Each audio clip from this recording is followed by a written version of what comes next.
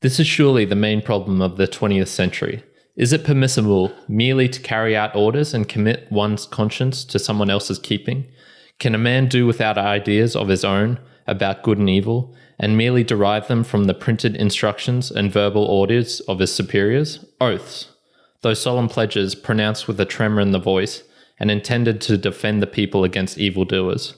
See how easily they can be misdirected to the service of evildoers and against the people.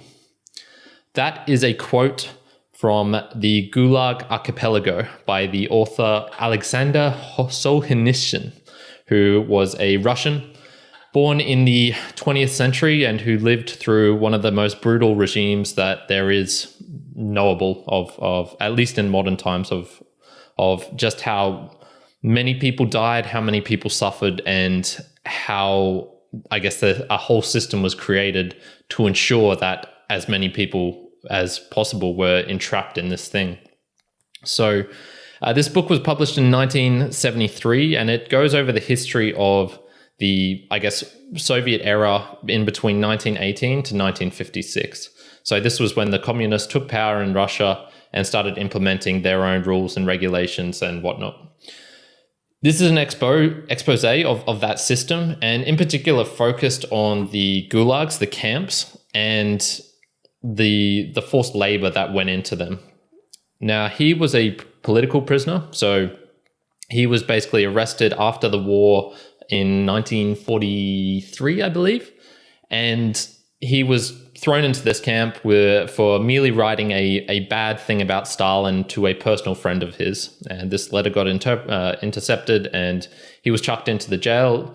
He was known as a 58, or he was one of the 58ers, which is due to the Article 58, which concerned all the political jailings. So this was for obstruction, this was for saying bad things, trying to dismantle the Communist Party, whatever it was, basically bullshit. And he got thrown in for 8 years, was committed during this time, was eventually released and then exiled for a bit in a just like out of the way town in the middle of the Russian tundra. Finally, writing these a couple of different books. This is the book he's probably most well known for, as well as the Day in the Life of Ivan Desvenevich, something like that. And yeah, this book tells of his experiences, of the experiences of other people in the Gulag system, and I guess just the general overview of it. So what are some of the themes? Well, basically, he drives it down to the lack of integrity and the responsibility of individuals. And so he's got a very famous quote that goes something like this: "The line that divides good and evil cuts through the heart of every human being." So when he's talking about that, he's talking about that each person has a responsibility, a duty to, I suppose, manage where that line sits in their own heart. You're never going to be able to fully push it one way or the other. There's always going to be like a spark of evil in you, no matter how good you are, or a spark of good in you, no matter how evil you are. And he, I think, believed in general that the way this whole system was created was because people weren't taking enough individual responsibility for their actions. And that is what resulted in this just tremendous waste of human life, of human flourishing as well. The incentives of a system that create maddening illogical behaviors and patterns. So one of the things that I really noticed while reading this book was, I suppose, the combination of two other books that I've read, which was The Doublethink of 1984, that concept, as well as the, I just guess, bizarreness of The Trial by Franz Kafka, in which a man is arrested and has no idea what he's being actually arrested for or put on trial for. And the whole system they had was, I guess, a combination of many things. But as you read through the book, you start to get a feel for what it actually was. And it was not just the physical torture and deprivation that they all had to endure, but the psychological aspects as well, which were things like being arrested in the middle of the night, having to sign confessions, sign things saying that you did indeed plot and intrigue against the Communist Party. Yes, indeed, you are a wrecker. Yes, indeed, blah, blah, blah.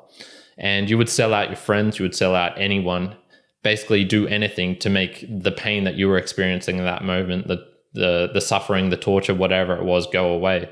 Understandable, but he talks about people in the book who managed to resist that and who were so firm in their determination, in their ethics and their morality that they would not give way under such conditions.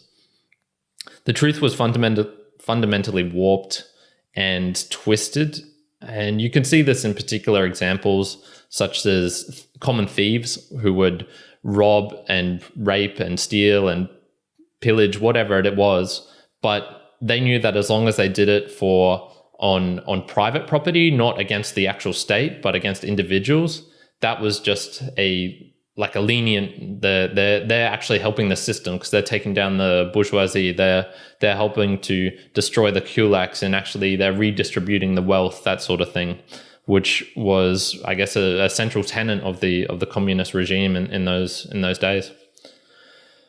He found that human nature, the desire for love, sex, justice, was stronger than all, but it was very, very tested. So he has lots of examples in the camps of people giving way to the worst aspects of themselves, but also, I guess, enlightening and ennobling themselves to the higher aspects. And no matter how much the authorities, the camp leaders, I guess like the KGB, they had a different name back then, but no matter how much they tried to stamp it out, the innate humanness of people and treat them like they were, they did treat them like they were rubbish, like they were garbage, but the people themselves didn't automatically assume that same treatment and then assume that, oh, I am indeed garbage, I am indeed rubbish. No, there was people who held on, who didn't waver, who didn't sign anything, who refused to go along with the system. And sadly enough, probably most of them died, but there were a select few who managed to survive as well. So I guess it goes to show that when you put a human to the test, an individual, you never really know what's going to come out of them. And so you shouldn't probably discount anyone from being able to do anything. You shouldn't put someone past being redeemable when there is still a chance, and even an iota of a chance that they might be able to, I guess, find that divinity in them and make themselves into a better person. The ascent and descent of humanity in the camps is very linked to the same concept, and most souls were already primed for corruption before they actually got in there. So he found that of the people who went in, because of the system that was set up before it, they were already willing to, I guess, be corrupted by what was happening in the camps. So when he's talking about this, he's talking about people stealing food from other people, from someone who's dying, not helping them, lend them a hand, but taking the clothes off of their back, of becoming stoolies, people who would snitch and report on other prisoners to give them longer sentences to help alleviate their own sentence, or not even alleviate their own sentence, but just get some small benefits, such as an extra ration of bread, or working in the mill instead of out in the open, or whatever it was. So one of the things I guess the book is trying to ask is there an overall redemption, or is it solely for the individual? And for me, I don't actually have an answer for that. I don't have a position on whether I think humanity is inherently good or bad in this case. I think it really does just depend on the individual, and what a person is capable of depends on their own circumstances and how they were raised, and I guess just where they are in that particular moment of their life. So can it be redeemed? Can people in the camps, can humanity as a whole, going through that experience, can we say that this is like the greatest parts of humanity and the worst parts combined, which it definitely was? I think it's a better question to ask is how many people were able to make it through the system, and what type of mind tricks, what type of psychological aspects did they have that allowed them to do it? because people of all races, genders, body types, whatever, were put into these camps. And it didn't seem like, oh yeah, it's this one group are the ones who were the immaculate, the pure, who came out of it better than they went in, who were able to endure the suffering and not become disheartened, blackened with fury, tainted. They came out of it purer and more nobler than they actually went in. Some of my own personal observations is an overall tragedy. Like, there's nothing you can really say about it. As you read the book, you just go deeper and deeper into just how bad it is. I should mention this is the abridged version, so it's not the full 3 volumes that I read. And it's probably the closest, at least psychologically, to hell that I've ever read, and potentially even physically as well, with the stuff that they were having to endure in the cold, in the just like without medicine, without food, without water, just absolute deprivation. It leaves you speechless at points.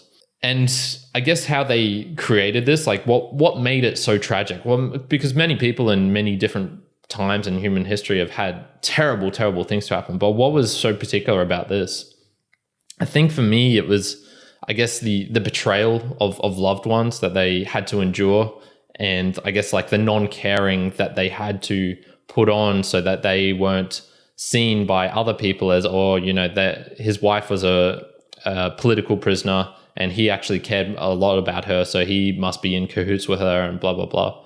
So they had to betray their loved ones. The ineptitude of powerful people, I guess that's a common occurrence, but in this case, the ineptitude was combined with malice and cruelty of just an unbelievable order. The denial of reality of the whole system in regards to what was actually happening. People would just make up numbers, report them. Those numbers would be altered again and reported all the way up to the top. It was just a whole construction of lies. The shock of the arrest, the farce of the interrogation, and the brutality of torture and punishment, like this all just combines to make this absolute hell. There's no other way of putting it. As for the actual book, the writing style alternates between compassionate stories, between unimaginable cruelty, unanswered rage, comedic sarcasm, and just some plain facts in different places. I really like that he switches between a lot of different things. So he'll tell a story of like a Russian peasant woman, then he'll bring it back to some statistics of what happened. Throughout the whole thing, you do feel this underlying just rage, this, I guess, impotent rage in that he really couldn't do anything, which funnily enough, through this book, he actually had a humongous impact on society and at least the Western world. And I think even in the Soviet Union, it eventually got released and written in Russian, and it had a big impact as well.